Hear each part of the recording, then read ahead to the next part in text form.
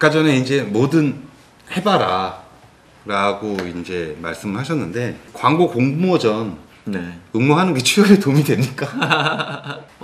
저는 도움이 된다고 생각하고 있고요. 수상을 한 경우에 이 이력서에 좀 올라가잖아요. 한 줄. 네, 네. 이력서 한 줄 올라가는데 사실 그 이력서 한 줄을 이제 취업 담당하는 사람들은 볼 수밖에 없고 거기다가 제일기획에 제 앞에서 수상했다 그러면 아무래도 좀 더 눈여겨보지 않을까. 네, 홍보하러 나오신 분이니까. 분명히 네. 그렇다라고 생각이 들고요. 아까 잠깐 말씀드렸지만 대상금상 수상자는 입사하실 때 큰 특전도 있어요. 근데 저는 그게 아니더라도 이제 뭐라도 하나 열심히 해봐라 하는 것과 마찬가지로 공모전을 열심히 했던 친구들, 이제 입사한 친구들을 보면 그 중에는 뭐 꼭 제 앞에서 수상하지 않은 친구들도 있거든요. 근데 공모전 열심히 했던 친구들은 현업에서 일을 할 때에도 조금 이렇게 소통하는 데 있어서 좀 수월해요. 아무래도 이제 팀을 운영하는 네, 경우가 네. 많다 보니까. 팀으로 해서 뭔가 완결된 아웃풋을 만드는 작업을 해본 거잖아요. 아무래도 그런 과정을 하다 보면 팀을 만들고 어떤 사람을 우리 팀으로 만들까라는 어찌 보면 리크루팅 과정을 거치기도 하고 아이디에이션 하면서 어떤 토론의 과정을 거치고 이 토론하면서 서로의 이 아이디어들을 좀 더 끌어내기도 하고 누르기도 하고 자르기도 하고 또 의견 충돌이 있을 땐 서로 싸우기도 하고 그리고 심지어 뭐 팀이 깨져보기도 하고 그래서 친구하고 척져보기도 하고 그러면서 그런 과정들을 거치면서 완결된 형태의 어떤 아웃풋을 만들어내는 그런 과정을 해보는 거잖아요. 그게 실제로 일을 하는 데 있어서 굉장히 중요한 경험인 것 같아요. 사실 일 자체도 그렇죠. 일을 그렇죠. 하다 보면. 맞아요. 네. 실제로 회사에서 일을 하다 보면 그런 과정들을 거치게 되는 거잖아요. 그것이 이렇게 적응하고 나중에 취업을 할 때에도 그것이 내 몸 안에 이렇게 체화돼 있으면 답변하는데도 훨씬 수월하거든요. 그리고 면접관들이 피면접자를 이렇게 볼 때 실제로 이 사람이 체화되어 있는 이야기를 하는가 아니면 척하는가를 상당 부분 알아챌 수 있습니다. 빠르게 간파하죠. 네, 이야기하는 태도만 봐도 상당 부분 간파를 해요. 말씀하시는 분은 설마 어떻게 알겠어? 라고 하지만 정말 그 면접관의 자리에 앉아보면 정말 굉장히 잘 보입니다. 네, 네. 근데 이런 경험을 한번 해보면 그런 부분들이 훨씬 더 체화된 상태로 면접에 임할 수 있다. 확신을 가지고 말씀드릴 수 있습니다. 아주 좋은 말씀이었던 것 같아요. 다음 질문 하나 드릴게요. 네. 이 광고인을 꿈꾸는 사람들이 시작을 이렇게 1, 2에서 시작해야 할까요? 그건 뭐 당연히 아니라는 답은 정해져 있는 거 아닌가요? 그리고 사실 그렇게 시작할 수 있는 사람은 많지 않죠. 네. 그게 좀 안타깝기도 하지만 그거는 현실이고 근데 저희 회사도 보면 경력직들이 굉장히 많거든요. 사실 저도 경력직이고요. 근데 경력직으로 온 친구들이 일을 못하지 않아요. 그리고 어찌 보면 그들에게 거는 기대가 더 큰 경우들도 왕왕 있어요. 왜냐하면 다른 곳에서 시작을 해서 꼭 광고회사가 아니라 아니 중견 광고회사, 중소 광고회사에서 시작을 하는 경우들도 있고 아니면 그게 아니라 뭐 광고회사 입장에서는 클라이언트에서 시작을 하는 경우도 있고 아니면 아예 그냥 뭐 IT 기업에서 시작하는 경우도 있고 저 같은 경우도 가전회사에서 시작했단 말이죠. 가전회사에서 시작을 했는데 거기에서 뭔가 성과를 내면 그것이 제일기획이나 이노션 같은 데랑 맞는 경우들이 있어요. 그럼요. 그러면 그 이력을 가지고 내가 성공한 무언가를 가지고 어필할 수 있는 요소가 생기는 거거든요. 그러면 그냥 학점이나 어학 성적 가지고 이렇게 지원하는 것하고는 또 다른 굉장히 잘 갈린 칼날 하나를 갖고 있는 거예요. 그거를 휘두르면 그 전에보다 훨씬 더 좋은 무기를 가지고 내가 좀 더 큰 상대를 베어 무너뜨릴 수 있거든요. 뭐 큰 광고회사에서 시작을 하지 않더라도 다른 곳에서 시작하면서 차근차근 자기 실력을 쌓아가고 거기에서 뭔가 튀는 독특한 아주 크지 않아도 자기만의 이제 포트폴리오를 만들어 낸다면 얼마든지 기회는 주어질 수 있을 거라고 생각합니다.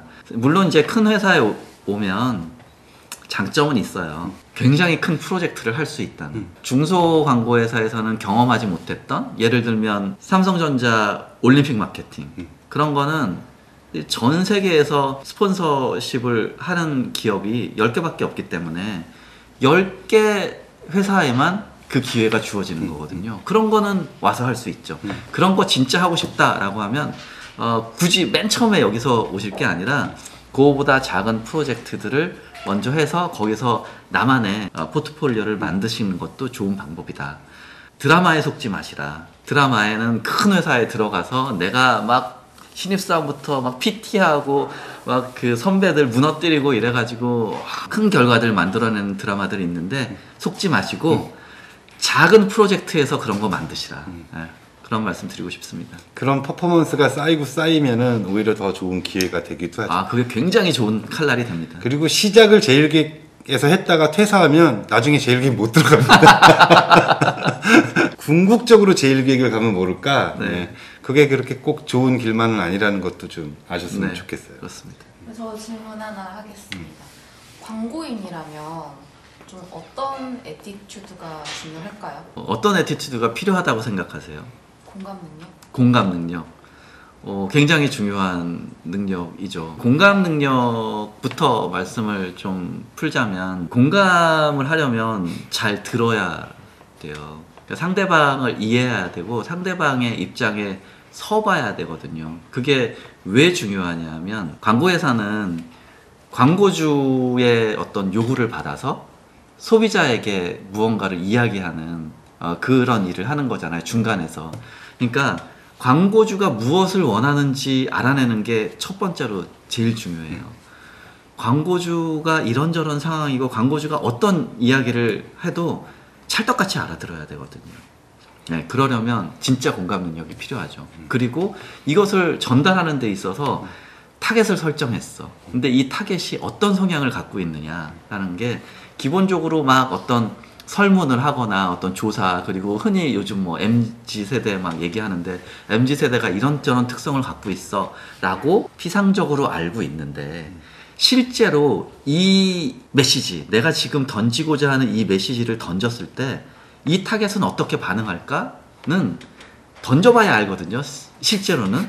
근데 던지기 전에 공감해봐야 실패 확률을 줄일 수 있다는 거죠. 그게 사실 생각보다 쉽지 않아요. 진짜로 그렇고요. 근데 이런 과정을 이렇게 거치려고 하다 보면 흔히들 광고회사 사람들, 크리에이티브를 하는 사람들은 뭔가 히트해야 돼. 뭔가 굉장히 기발해야 돼.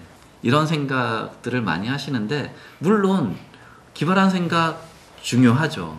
근데 그 기발한 생각을 어떻게 키울 것인가를 생각해 보면, 내가 뭔가 맨날 튀는 짓을 해, 뭔가 맨날 남과 다른 짓을 해야 되겠어 라고 하면 공감을 바탕으로 하는 튀는 생각은 나오지 않아요. 네.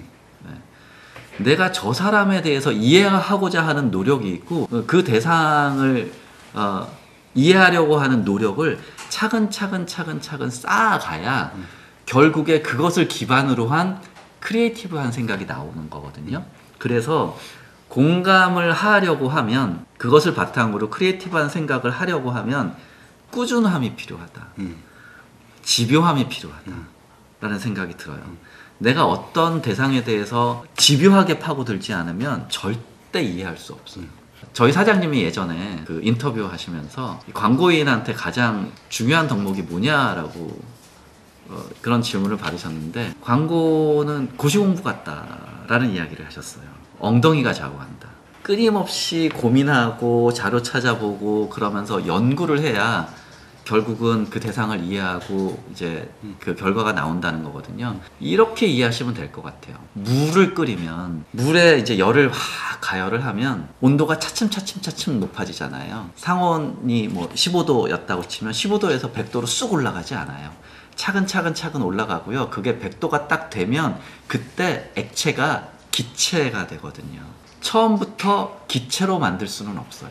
설익은 생각이 만들 수는 없어요. 그래서 어떤 크리에이티브더라도 이 마케팅 커뮤니케이션에서는 광고주를 이해하고 소비자를 소비자를 이해하고 그 바탕 안에서 차근차근 아주 치열하게 집요하게 내 그 크리에이티브를 높여가야 결국은 이렇게 승화되는 그 실제로 소비자들을 설득할 수 있는 그런 크리에이티브를 만들 수 있다. 좀 그렇게 생각합니다. 그리고 광고인에게 필요한 건 또 하나 있죠. 욱하면 안 된다. 욱하면 안 된다. 참아야 된다. 네. 주님은 항상 옳다. 네. 그래서 뭐 그런 거죠. 항상 이제 선배들한테 물어보면 제일 필요한 게 뭐예요? 그러면 많은 대답을 체력 이렇게 얘기를 하거든요. 스케줄을 내 맘대로 하는 게 아니라 없으니까, 할 수가 클라이언트 스케줄대로 이제 움직여야 하니까 내가 계획을 세울 수 없고 그것대로 움직이려면 체력이 필요하고 그것이 육체적인 체력도 필요하지만 정신적인 체력도 필요하다. 무던하게 참고 견디면서 가야 된다. 뭐 이런 얘기를 하죠. 광고인이 되면 자괴감에 드는 날이 많습니다, 여러분.